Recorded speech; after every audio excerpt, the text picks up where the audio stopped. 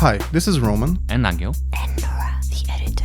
And you're listening to Cinema Strolls. The film podcast about forming an opinion and regretting it later. Or not. Or not.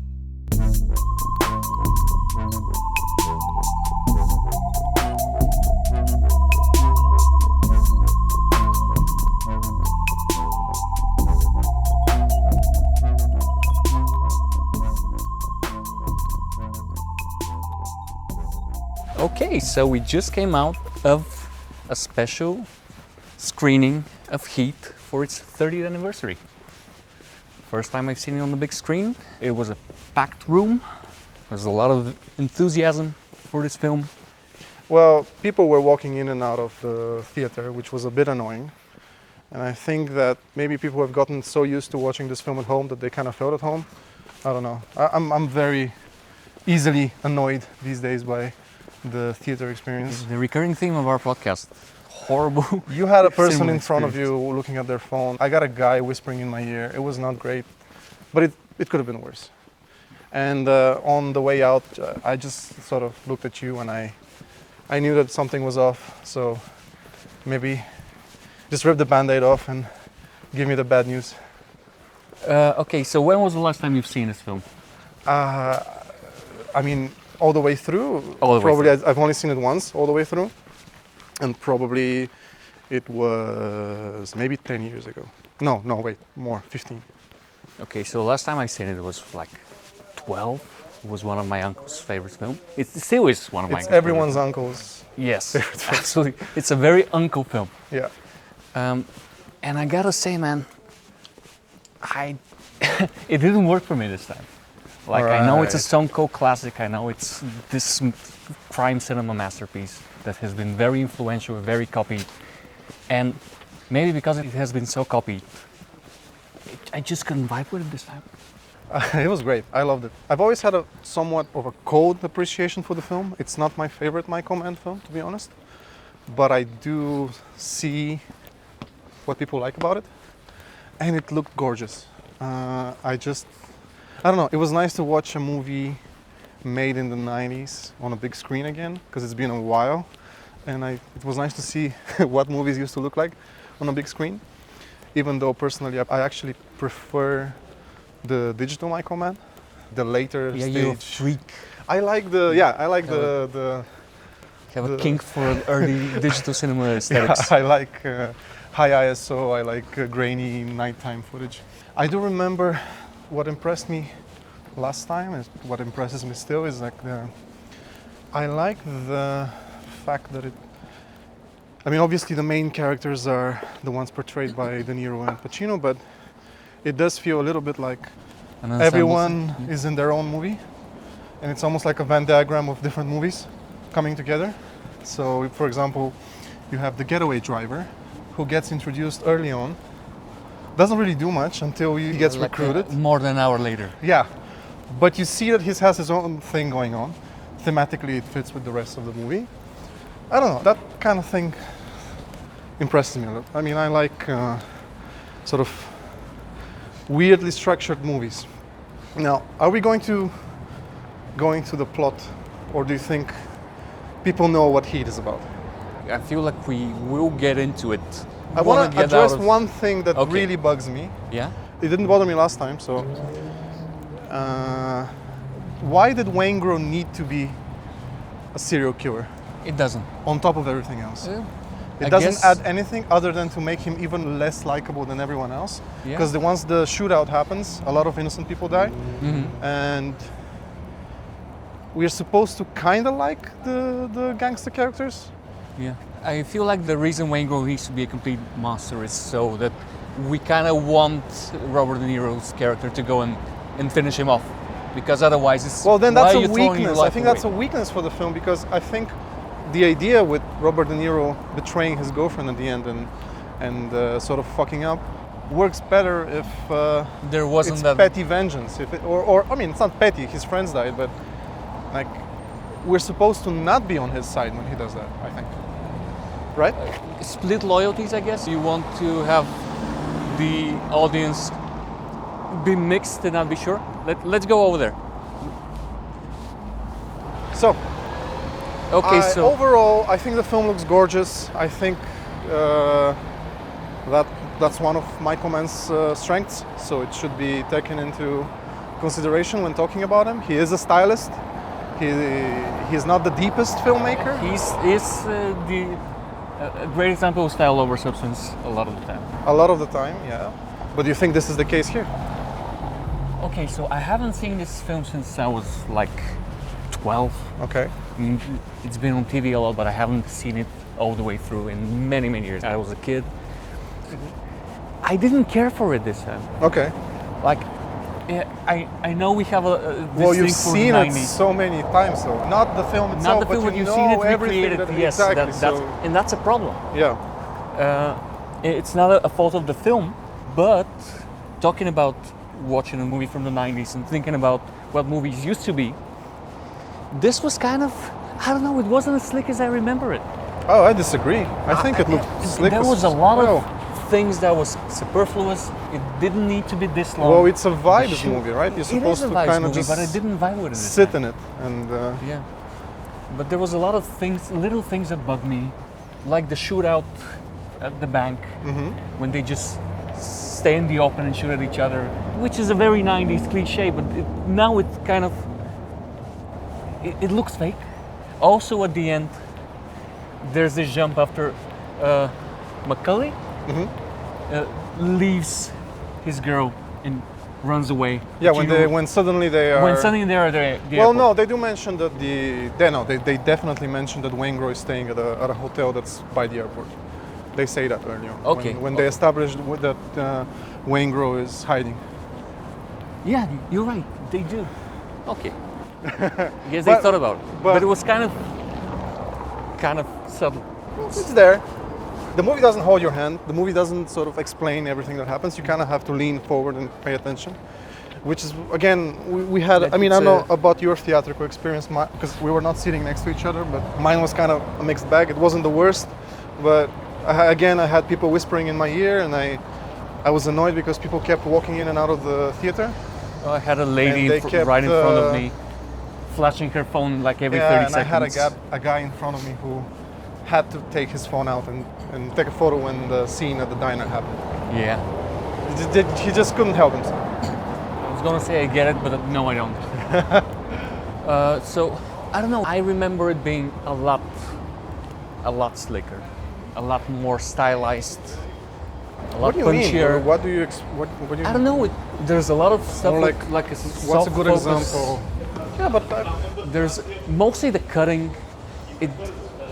It's kind of hard to explain. It felt like every 90s film. Like the action scenes were not impressive to me this time. I mean, I never looked at Heat as a prime example of an action film, to be honest. I think the film is a vibes film. You just sort of It is, and enjoy or you don't, I guess. You don't. You I'm either vibe trying with it to or you don't. pinpoint- I'm trying to pinpoint why I didn't vibe with it this time. Are you done with Cops, I guess, or? I think I'm done with. I feel like this type of cinema doesn't really have much for me as an audience right now. Kind of over these cold macho films about, silent stoic man. Well, these guys are not really cold. They're all emos. Yeah, that's kind of a Michael Mann thing. Exactly. Actually, they act all tough. Yeah. They're all soft boys, but I get what you mean. But then, I mean, what can we even say about Michael Mann? Because that's his entire sort of That is true. That is true. oeuvre. That's what he does. So it says more about me than about him in the film. Yeah. But let's talk about the film. It is very long. It doesn't weigh on you. I think that structure-wise, I don't have any problems with it. It flows well. It is very watchable. The start of the film didn't really grab me. Okay. The first robbery, the Waingro incident, took a while for me to get into the mood of the film. There are wonderful things in it. There's great casting, great performances. It's very well shot, even though it's not as good as I remember it being. So that's a me problem, of course. I do feel like something like Thief I just looks better and has aged better than Heat. Even though there's some iconic scenes in Heat. Do you mean visually or? 'Cause Yeah, it's visually, stylistically. it looks different. Obviously, a movie shot in the 80s is not going to look like a movie shot in the 90s, but I don't know. It was about probably the best transfer you could probably have of Heat. I think it looked great. I don't know what to say.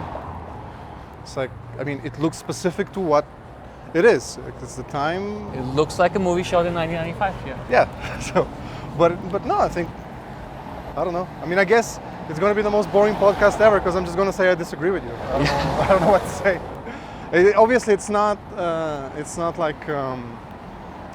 Obviously, we can talk about the female characters who are not particularly Well developed. but this is a film about men who lie and who This is the sort thing. of ignore. The relation, their partners. like Michael Mann has said that he sees Heat as more of a drama than an action thriller or something. And I do feel like the drama thing is much more compelling to me than the heist and the action things. And I kind of wish it was more developed. I agree. I think that I you could do more with the relationship between him and his wife. All of these men have like very strained relationships with their significant others. Yeah. All of them. Even the getaway driver who has like Well, no, 5 minutes his of screen relationship was not strained. She was the most supportive She was the most person supportive. on the planet. I like that they're trying to get into the strain that the criminal life has on your personal life. And it's different facets, different permutations of this. Well, not Of just this the criminal central life, problem. but also the cop life as well. Yeah, but Who it's is part of the criminal life, Yeah, yeah. it's part of it's the other side of the coin, but it's still Yeah. part of the whole thing. Like being involved with law enforcement, regardless of which side of the law, is something that's gonna fuck up your personal life, in your relationships, with your family, with anybody you care for. So why do these men keep doing it? Well, because And- they act like adults, they speak like adults, but they're they're actually they're children. kids. Yeah. They're boys with toys, and I think You see that's Val Kilmer exploding and throwing and throwing- things again. and being I'm not very sure violent. how aware of how bad they look, Michael Mann is. I'm Yeah, not, that's the thing. but It is there. it's there. Yeah. And you don't need the author to be aware necessarily of what he's portraying. I don't think this is a film that endorses their behavior at No. all. And I think that, okay, obviously, You can say that the it female normalizes characters, it. well, maybe, but I don't know. I forgot the name of the Al Pacino character.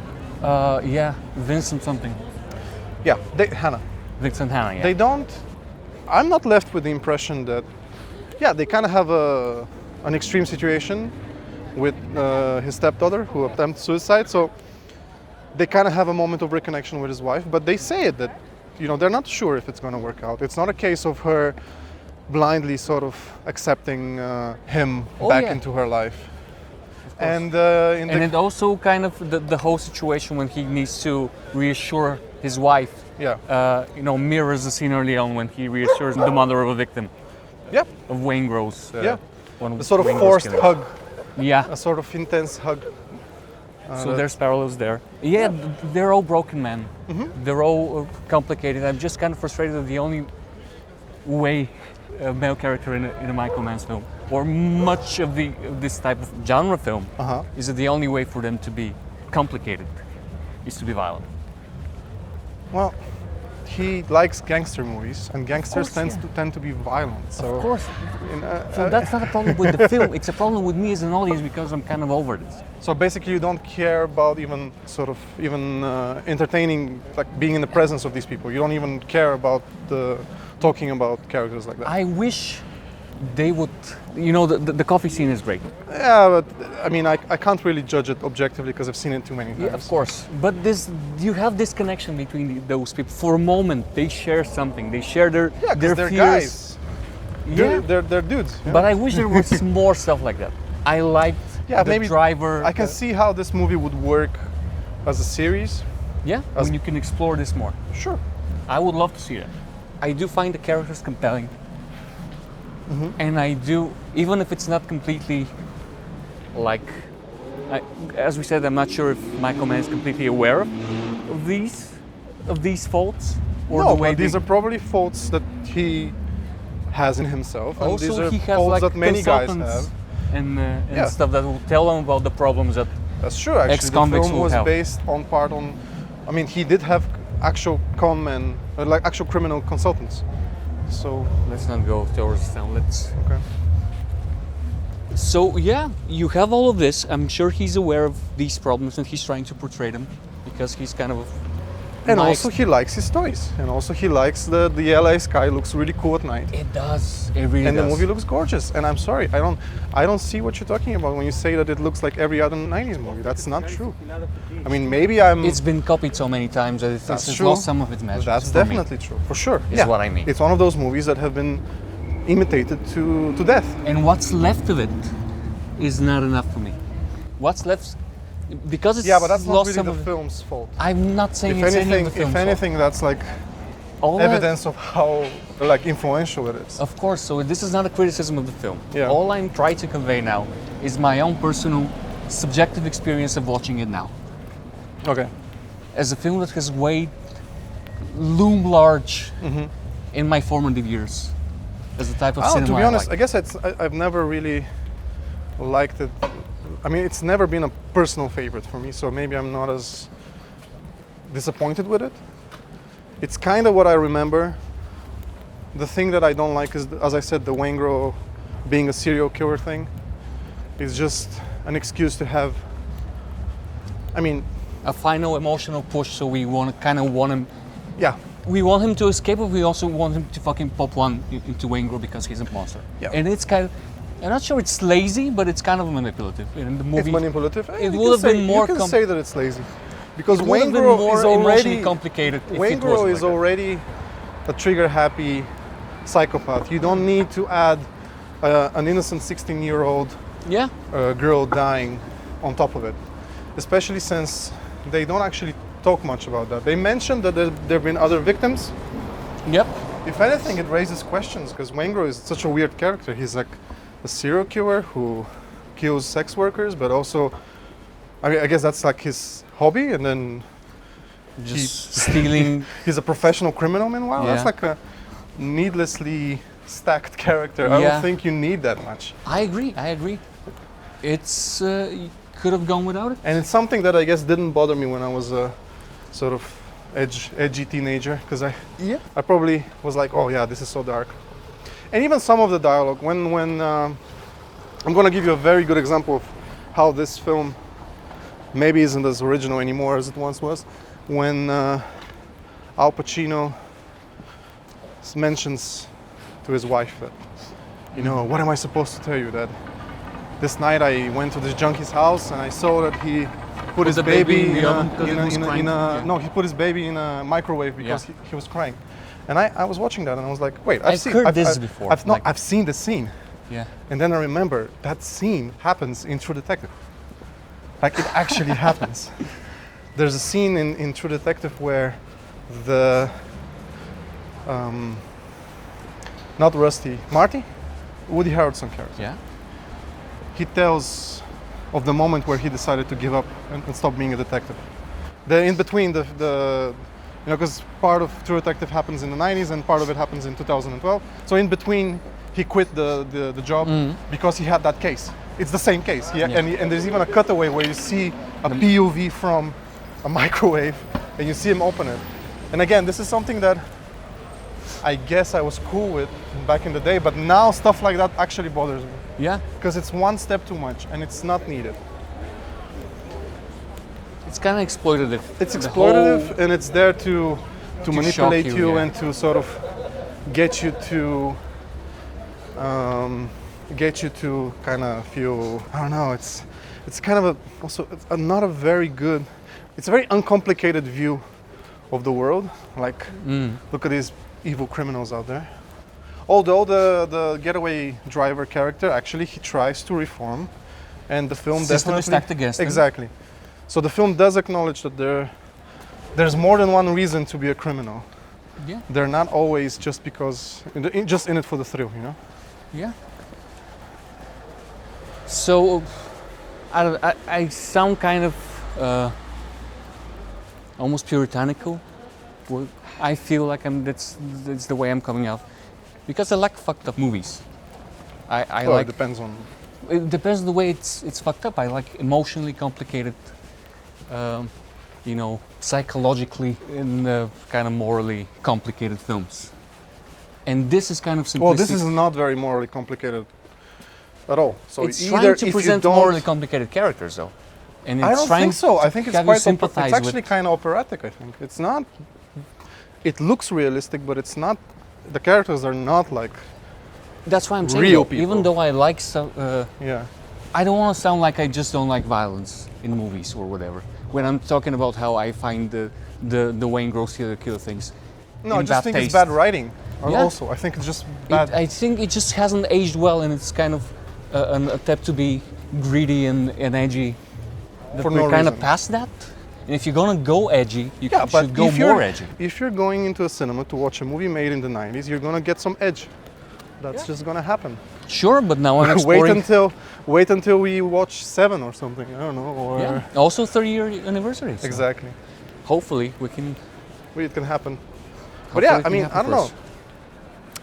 What about the rest of Michael Mann's work? What do you think about it? Like from what you remember? I haven't seen a Michael Mann movie in a very long time. We I literally tried to watched- watch. We literally watched Ferrari together. Yeah, It was pretty good. it was okay. Yeah, it was He an was okay movie. struggling with A shooting very in limited budget. a limited budget, less experienced crew. There were some, Wonky VFX. there was some wonky VFX. There were some things that were not up to par with his Also, film he shot in the hadn't States really made a in, film in a very long time. in I think Still- 10 years. Yeah, I enjoyed it for what it was. Mm-hmm. It had its flaws. I didn't.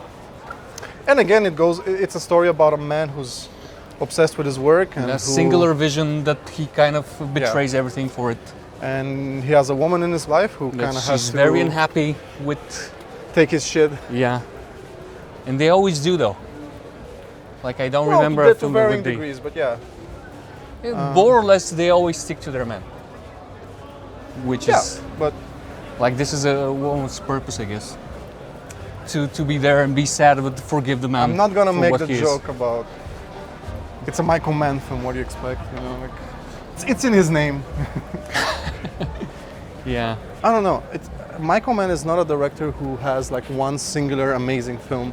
I think it's just more about the sum sort of Yeah. effect of all. There of is a all his singular films. vision for sure. And the There vision is influential, even if the films are not necessarily our cup of tea. I mean, I personally would love to steal from him visually, but Oh yeah. doesn't necessarily mean that We I should would. watch Miami Vice. I haven't seen Miami Vice. I in a like long it, time. but I'm not sure. I like it a lot, but I'm not sure you would. It's. I mean, I Yeah, guess but it it's doesn't more, have the baggage of It being has zero this, baggage actually. Yeah, doesn't need to be this huge. It's this classic thing that that's everybody loves. it's getting reappreciated by Weirdos like internet you, film yeah. weirdos, but it's not. There's no like. It's not part of the canon for I sure. tried to watch Thief and it's gorgeous, but I just couldn't care. Maybe we should cut that, cut that out before somebody crucifies me. But like, I was watching it at home and I just stopped at some point because I was just bored. Okay, well, And I know Sounds it's like a a you very problem. similar story, but yeah, I just wasn't feeling it. So I was hoping that maybe, I will feel this more. And again, this is not a criticism of the film. There are criticisms of the film we can make, but my personal experience with it now says more about me and how I'm kind of not interested in this type of filmmaking at the moment than anything about the quality of the film. yeah. And also, talking about the acting and the cast, growing up, Al Pacino has been one of my favorite actors. Oh no, he's unhinged in this film. Yeah. He's all over the place, but I In an think interview, he was saying he played it like he was on cocaine. He was on right? cocaine the whole which time. it's a good excuse, and I guess it works for the character. Yeah. It didn't work There's for no me. scene in the film where you see him take coke, so there's no reason to actually Yeah. assume that that's part of the actual, I say, So yeah, he was kind of lore of the film. he was taking me out. This type of acting that I used to love. This kind of very intense, shouty, raspy thing that he does. What about De Niro? De Niro was, I liked him much more. He was much more subdued. He was doing his De Niro thing, but it was much more compelling to watch for me. in the kind of few moments when Pacino was kind of more subdued, it was great. But even his walk, his swaying, this kind of projecting macho energy was kind of too theatrical for me this time. I guess you've just sort of grown out of the whole Pacino thing. So I don't know if this is interesting for anybody to listen to, because it's all I'm talking about is my personal experience. So this is a podcast. So maybe let's that's all try to people talk talk about the film in a more like analytical way. I noticed there's a lot of like self-focus scenes, a lot of not quite catching. Yeah, but it didn't bother me. But I guess I'm just taking it for granted because it's so established as part of a canon that I don't even question it. You know, I got a problem like that with movies made before I sort of came of age, because I just take them for granted. It's not like I look at them and I'm not like, okay, this is a film that somebody made. I'm like, well, no, this is what happened. You know, like, This is how it is. yeah, they met in the cafe, and then, you know how you kind of look at movies as when you're a child, you look at movies as, I mean, obviously you know that they're not real, but you kind of take them for granted. It's an authority voice tells you a story, and you listen. and you listen. You don't question it. Yeah, so I guess with certain movies that are older, I just literally just take them for granted. So I don't see the soft focus as a mistake. I'm sure it's not a choice, but it's just there. It's I don't what mind happened. it. More like I'm interested because I'm used to seeing I'm stuff sure like he that. in the- prioritized for best acting takes. And so if that's good something practice. also, who knows? I mean, we're watching a super high quality restoration, and who knows if he even saw that until the movie was almost in theaters, you know, like It's possible. this was edited on a movie-ola. It was a screenings. completely different experience. I do Anyway. have to say, one thing, I can give you one piece of trivia. Mm-hmm. There's an early, I mean, the one thing that the digital cinematography in Collateral introduced was the visible night sky. Mm-hmm. But this movie also does it. Yeah. It's harder to get that on film. I agree. You need to use smoke And, and some backlight or something. well, no. I mean, when you have like an establishing shot of LA and you can see the night sky, you can see it colored by the lights, sort of the light pollution of the night sky. To capture that on film, it's difficult. So what they did for the scene where De Niro is on the balcony with his girlfriend is they actually, I mean, you can see that it's shot on a green screen. Yeah. But the background it wasn't like separate. It was done on the day, on the actual location. They just shot him in front of a green screen. Then they removed the green screen, and they just shot LA at a super high shutter speed Okay. to allow for more light to come in. Okay. So basically, if you had actors in there, they would be over. you wouldn't be Overblown. able to see them. But so basically, they took two separate. They did like a clean plate of the background on the day, and then they popped the actors in Okay. and put a green screen. It is kind of noticeable. I've It never is noticed noticeable before, for sure. but it's not a problem. Well, it all goes towards making a very cool looking film, and it is style over substance. I agree. Man, we should never watch Tony Scott movies then, because. I don't think I'll be able to watch Tony Scott. But even movies Ridley anymore. Scott movies at his prime, like. I don't know. It's like The Black style Rain. is the substance. Yeah. You either like it or you don't, I guess. I just. I mean, the movie is not saying anything of like it's not like overtly toxic as a movie, like some no, of Michael Bay's I will work. never. I will never say that. So I just don't find it compelling anymore. yeah. The film is I'm very not com- impressive. I want to. I don't want to. I just want to clarify. I'm mostly impressed on a technical level and on a style level. I'm not particularly compelled by stories of. That's weird of though, cops. because I wasn't impressed technically. I get it. We just kind of had a different Yeah. experience, I guess. Which is weird. I don't know what I to should tell love you. this. It looked gorgeous, especially the ending at the airport, Yeah. which oh yeah. makes no sense. Like Makes why? no sense, but it's beautiful. Why are there stacked? You know those metal things that they hide Yeah. behind? Those are like luggage compartments. Really? It's the thing that goes into the airplane where you put luggage in, I think. I've Interesting. seen that in other movies. And you can see a bunch of them. Why are they just stuck there? left. So somebody can hide behind him. Exactly, it makes no sense.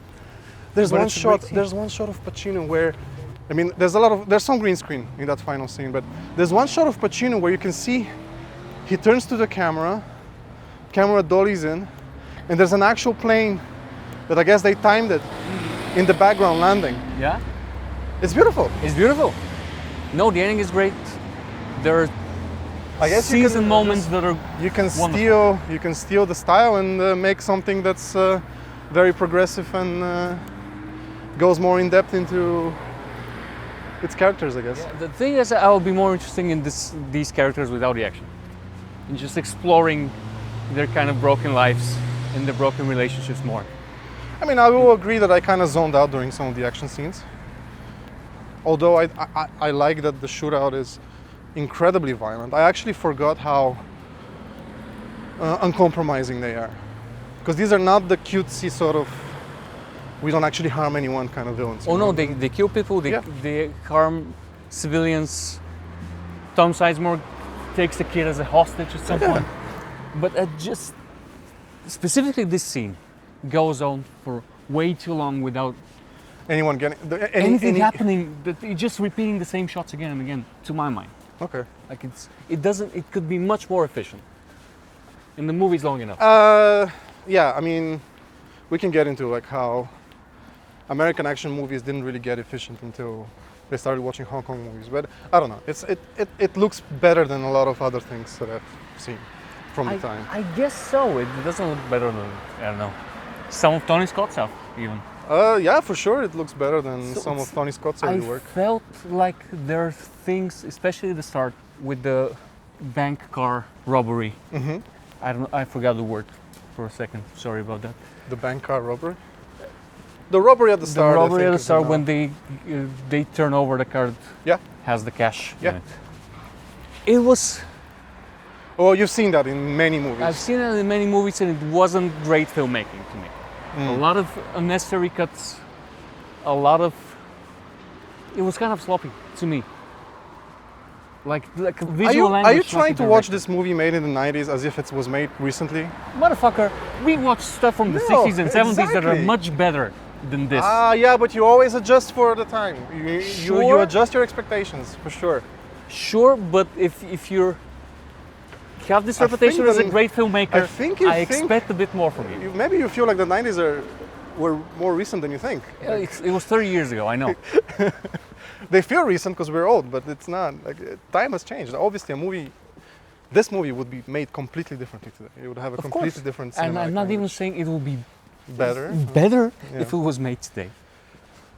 I just feel like because we are filmmakers and we're trying to Yeah, we're learn definitely on par and with Michael feel- Mann. I'm not saying we're on par with anybody. I'm saying if I'm watching a movie trying to learn something as a cinema language and stuff, there's some great Well, I scenes learned here. that if I wanted to make a movie look like it was shot in the 90s, this movie gave me a nice reminder of how to do that. It's not giving me anything specifically. That's why I like, to be honest, that's why I like the digital stuff better. That's why I like Past Collateral, because he is actually trying to develop a new cinematic language. And he was an early adopter of that. Yeah, I agree. Also, I think the better parts of Collateral are his best movie. It just kind of... Yeah, only the ending is kind The ending kind of ruins it, but I think if the ending had been better, Collateral might actually have been his best film. I agree. Yeah. I Oddly enough, absolutely not written by him, so there you go. agree. Yeah. He found a script that has all of the themes that he usually obsesses over, but for some reason, maybe better in many ways. Although I like Miami Vice, and I think Miami Vice is just, I mean, I'm The not gonna pure make, id. I would never fight for it. I would never fight for it in court. I would never say that it's more than style over substance. You might like it more in terms of how it portrays the action, because people are, there's less sort of overwritten dialogue in the film. Okay. It's more matter of fact. This is business, and we just go about our business. At least that's how I remember it. Okay. So- We should watch it. I feel like I will be a lot more forgiving just because it doesn't have with the baggage of reinventing the crime film and Well, being this masterpiece. maybe you'll hate it. I don't know. I might hate it. It's not a particularly. Obviously, if we don't support, like we're not like fans of law enforcement. We're not like super go cops here. So if you don't, I can understand if you don't want to watch a movie that shows you the plight of being a violent cop who Extrajudicial justice. who definitely and has no roughing problem with the roughing perps people around. up. Yeah. I can understand that on a purely ideological sort of ground. I don't know. There's a lot of roughing around. You can say that in Heat, Vincent Hanna is much more violent than a lot of the perps. He's definitely a after. lot less likable than I remember. Yeah, which is cool. Which again, we don't know how aware Michael Mann is Yeah, of this. this is how it It comes up doesn't in matter. 2025. Exactly. It doesn't and matter. It's still a valid reading. Yeah, sure. Also, there's the scene. Okay, so one scene that was kind of taking me out of it, because I had actually forgotten where it leads, was when De Niro was explaining to his girlfriend, like, you know, you can leave right now if you want. I love you. I'm done running. You know, I can't imagine running alone anymore. And I was like, what is this bullshit? But then, and she kind of, I think she's sort of traumatized. She's kind of stuck in at that point, she's kind of verging on Stockholm syndrome, I think. Sure, but she just met the guy. Yeah, I get it. You could have, they could have spent more time with him. Yeah. In the TV series remake that you're pitching for Heat. No, even you just had 2 or 3 scenes, so you feel like there's more time passed between them, and there's more time for them to develop. But I was going to say, These kind of the scene kind of pays off for me when he does actually walk out on her Yeah. in the end. So, you know, he's an asshole, and Pacino is also an asshole. Mm-hmm. Everyone's an asshole. And, you know, cop and criminal, 2 sides of the same coin. Yeah. Blah, blah, blah. It is funny how much Michael Mann likes having his criminal characters stare into the horizon ponderously. Yep. I was shocked when he did it in Black Hat, because he does it here, famously. And then if you watch, when we watch Miami Vice, there's a scene that kind of comes completely out of nowhere. Just Where, yeah, it's Colin Farrell. Basically, they're roughing up a guy, and then Colin Farrell just gets distracted and looks over into the horizon, and the soundtrack just kind of cuts out. It's kind of funny. And then I was watching Black Hat. They don't have any. You don't have the seaside in Black Hat, so instead he uses just like the woods. There's a character that comes out of an airplane, and he starts staring into the woods. the airplane tarmac. And I was like, I can't believe you're doing this again. He's a complicated character, you know. He needs to things stare. going through his mind at this He moment. needs to stare into the horizon. As And you know, all men maybe do. that's why I like his movies, because I stare into the horizon all day long, you know. So I relate to this character. But I don't know. I'm not sure that. Obviously, not my favorite film, but still, I think that I can see why it's become super influential. No, I can see why it becomes super influential. But it is a kind of almost 3-hour long epic. Yeah. When you have a lot of characters, all of the characters have some time dedicated to them, to their relationship. I like showing how, I've said it before, but I like having scenes when you have their personal life and seeing the pressure that their lifestyle has on their personal lives. The damage that they leave behind because of their reckless decisions. I wish there was more exploration of what motivates those people. Other than just, you know, it's guy stuff. It's guy stuff, gotta and do it's the thrill of That's the. all I have. The thrill Well, of the no, hunt or the whatever. getaway driver, he's African American also. He's the only one. Yeah, in but the- he has like 3 minutes of screen time. True, yes, I agree. Not saying that he's well implemented, but Good acting. he was in prison, he's come out of prison, and there's not much for him to do. Yeah. No, he was great. He was very vulnerable. So there's some emoting other than staring When at I the was young, I horizon. thought it was so clever that the movie would just have this tiny little side character whose experience kind of mirrors but is also different to all the other ones. So he's in the same boat as them, but not quite. I don't know how aware of this Michael Mann is, again, but Not quite, maybe because of, you know, systemic racism. yeah. He didn't come across as a thrill seeker, unlike everyone else. Yep. So that's something for you to sort of Yeah. grab onto. It is there, and I just wish it was explored more. Because Yeah. I care about this aspect of the film much more Yeah, than but the shootout. shooty, fun. It wasn't as fun anymore. It's my problem. You don't like the sound design? I don't have The fun. infamous usage of real, actual, like recorded guns firing as opposed to like stock. It didn't bother me at all. No, Like, I I love didn't it. even notice it. It looks Not even. It didn't make any impression on me. Is what I'm saying. I didn't. If you hadn't told me that, I would not have noticed. interesting. Yeah, I guess it's just one of those movies that's been sort of ripped off to death. Yeah, a bit.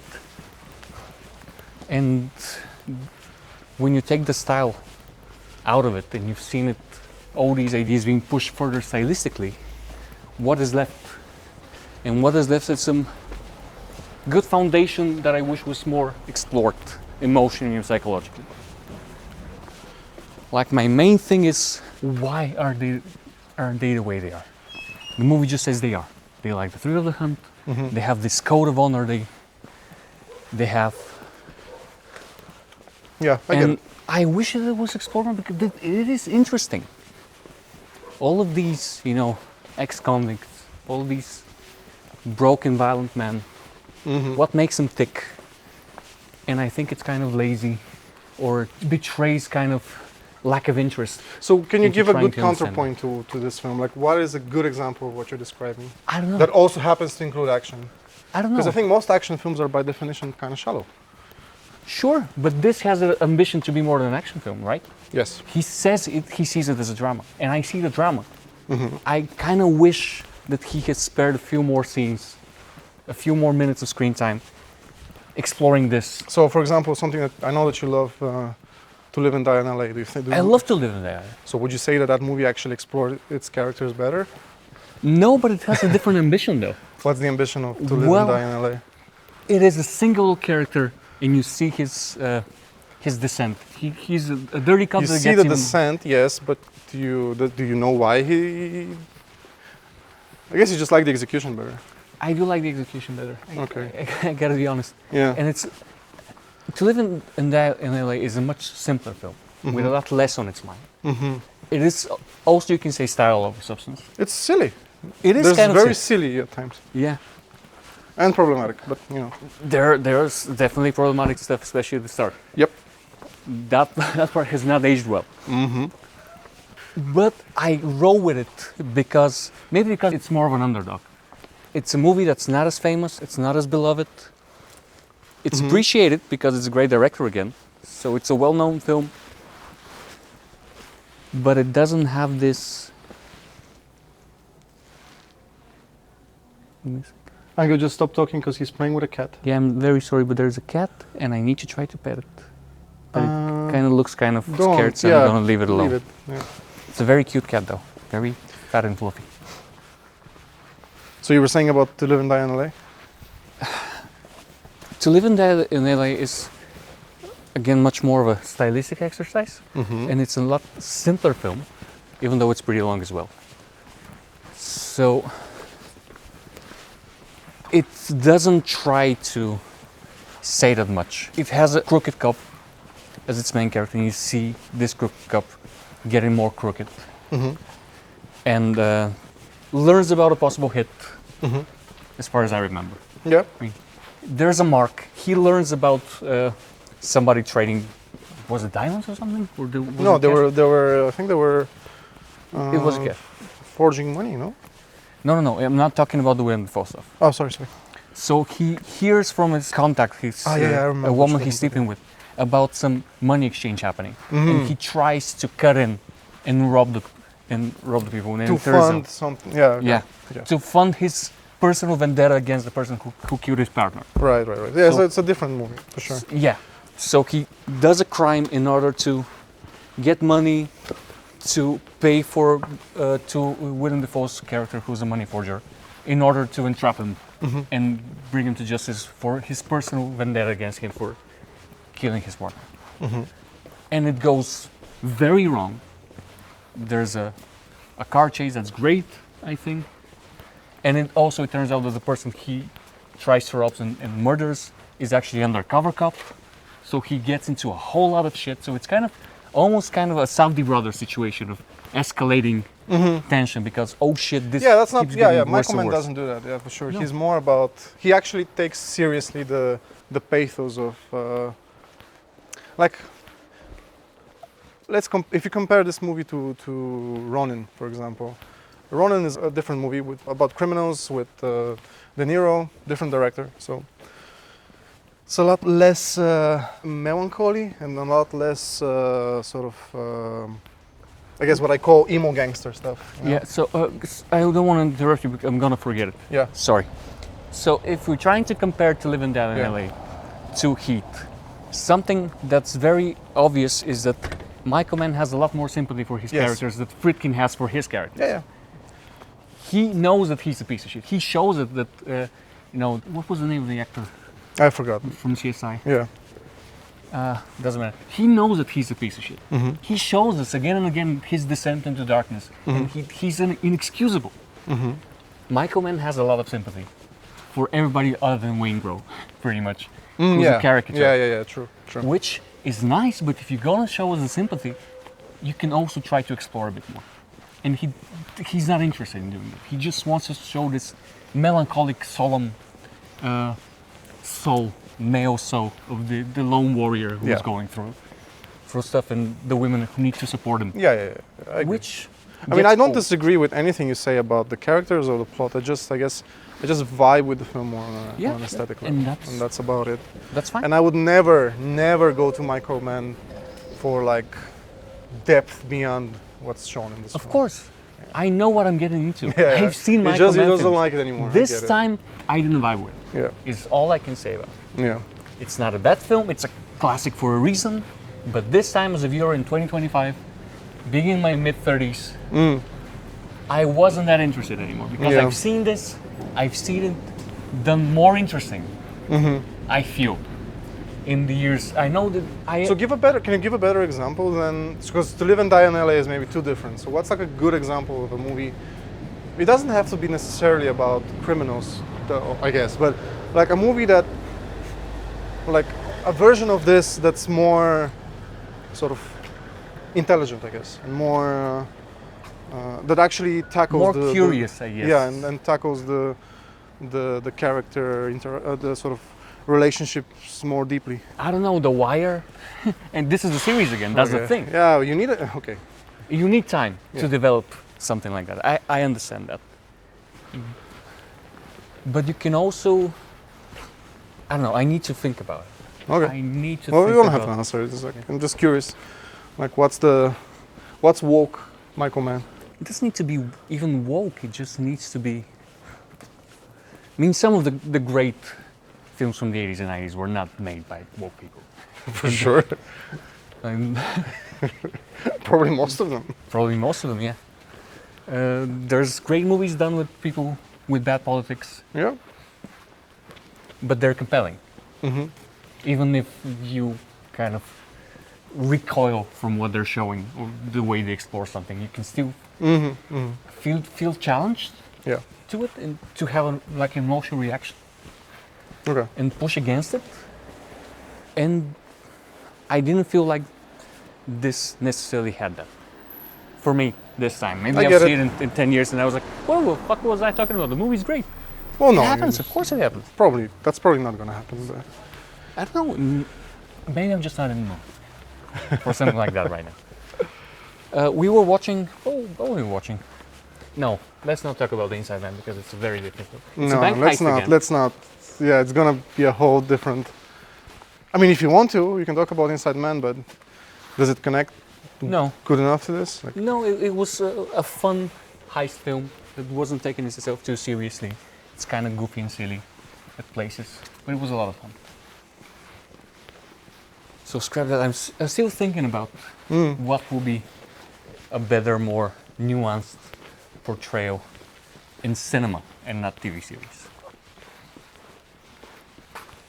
well, it's not the Godfather. I guess Martin Scorsese stuff. I guess. Yeah, Goodfellas, something like that. Yeah. You have a lot more challenging characters, Yeah, for sure. a lot more nuance, a lot more time spent with their families and their relationships. Even something like Casino, which has a lot more indulgence, stylistic indulgence than Goodfellas, it has deeper characters than Heat. The Irishman as well. Oh, well, The Irishman is a masterpiece, I think. From a character study point of view, yeah. Yeah. You But- have this amazing scene of Robert De Niro calling the wife of. Yes. The Yeah, you don't person- even have anything that's like one iota as emotional and deep and thoughtful as that in Yeah. Heat. And I guess it comes down to the fact that, again, this is Michael Mann. You don't go to Michael Mann for like nuance, you go there for the vibes. Yeah. But I feel like he was really trying to dig deep with this film. And this is as best as he can do. This is the best he can do, and this time I found it lacking. I see. I was not carried over by the great visuals. I admit they're great visuals. It has been ripped so many times, it wasn't as effective as it used to be, for me personally. But since the vibes were not carrying me this time, the characters and the acting was, because Tom Sizemore was great. The guy who playing Wayne Grove, what was his name? Do you remember? I'm not sure. He's amazing. He's really good. He's very good. He's very charismatic. He's very... Let me check, because I'm curious who he is. Kevin Gage. Kevin Gage, the guy who played Wayne Grove, he was amazing. Very strong presence, very charismatic. Obviously born to play villains. I don't know if I've seen him in anything else. Yeah, he's in G.I. Jane, which I've never seen. He's in Con Air, but Really? like uncredited. Weird. Who does he play in Con Air? He's in Blow with... Tom Cruise? No, Blow with Johnny Depp. Oh yeah. I hate I him. don't think I've ever noticed him anywhere else. But he's really good in this film. He's amazing in this film. Even though his character is kind of, Yeah, the Main character is story. not very well written, but he is really good. No, I'm not familiar with this actor. Weird. weird, I know. He's very good.